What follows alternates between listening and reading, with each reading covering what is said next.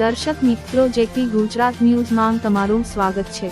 ગાડીમાંથી નશીલી દવા પણ મળી હતી। મેડમ નીના પાટીલે એવું કીધું હતું, કોઈ પણ વસ્તુના હાથ લગાડજો નહીં, હાથ લગાડશો એવું કહેશે તમે મૂકી છે। જેટલા ગાડીમાં બેસેલા હતા ત્યારે મીના પટેલનો હુકમથી રાવપુરા એને કીધું બ્લડ સેમ્પલ લેવડાવો, ત્યારે રાવપુરા PISSG હોસ્પિટલમાં લઈ ગયા હતા। ત્યાંના લોકો એવું કહેતા હતા કે આ ગાડીવાલા પીધેલા હતા, પણ પોલીસ કહે છે અમે તપાસ કરીશું અને CC કેમેરાના ફૂટેજ આવશે, કેટલી સ્પીડમાં ગાડી હતી પછી ખબર પડશે। કેટલાક લોકો તે એવું કહેતા હતા મેડમને અમે વારંવાર કંટ્રોલમાં ફોન કરતા હતા, લોકો ગાડી બહુ સ્પીડમાં ચલાવે છે, અમને બેસતા બીક લાગે છે। રિપોર્ટ તંત્રી હનીફ મંસૂરી।